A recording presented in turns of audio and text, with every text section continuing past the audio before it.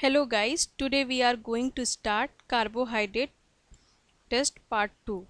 In this series I will discuss Fellings and Benedict test that will help you a lot when you are doing experiment in laboratory.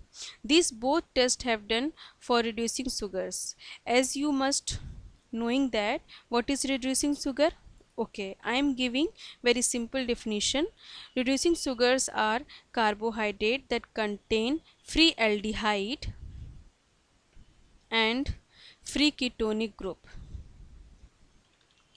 So first of all we will start Fehling test. This test is highly sensitive for detection of carbohydrate. In Fehling test there are three compounds have to add: copper sulfate, other is potassium hydroxide and sodium potassium tartrate. This copper sulfate react with potassium hydroxide and form cupric hydroxide. This cupric hydroxide get converted into cupric oxide. This cupric oxide react with D-glucose and form yellow-red precipitate of cuprous oxide, and glucose change into the gluconic acid. The Rossel salt also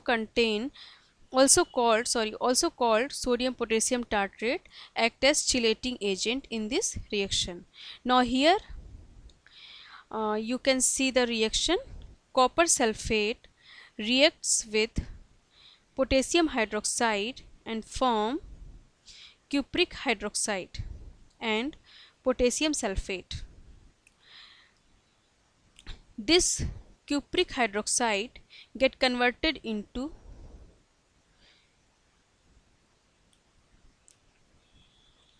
CuO and water,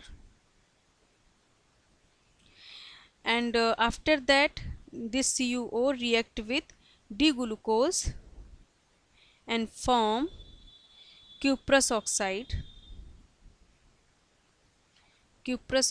that is Cu2O and D-gluconic acid. This Cu2O gives red precipitate. So this is the whole reaction for this test, Fehling test. Now here is a requirement for this experiment. Fehling solution made up of two solutions, that is Fehling A and Fehling B. Fehling A is a solution of copper sulfate and Fehling B contain KOH and sodium potassium tartrate in water, and this make the volume of 250 ml. And after that mix equal volume of Fehling A and Fehling B. This solution must be mixed prior to use. And 1% carbohydrate solution. For example, we should make the all carbohydrate glucose, fructose, galactose, etc. Now come to the procedure.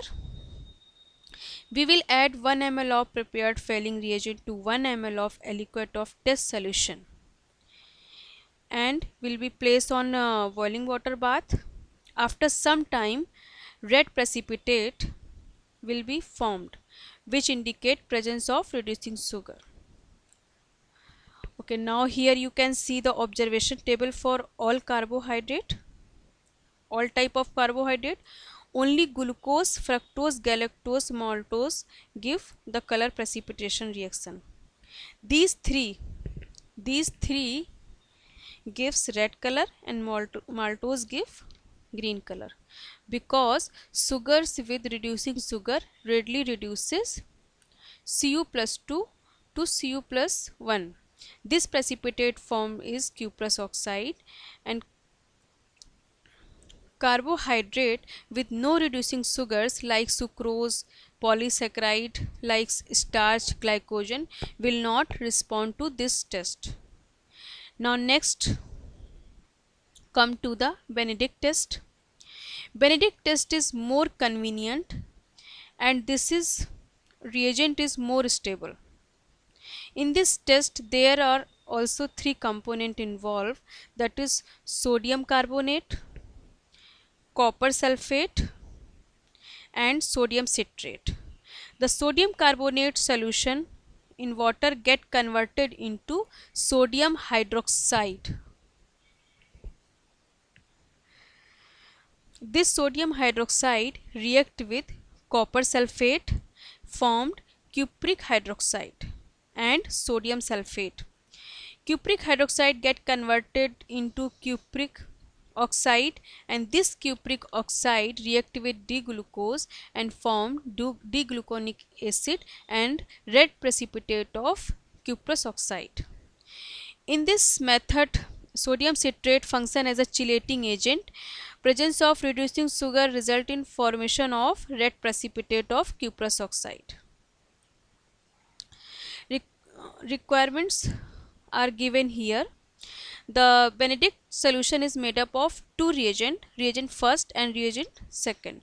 Reagent first is a solution of sodium citrate and anhydrous sodium carbonate in water, and reagent second is solution of copper sulfate.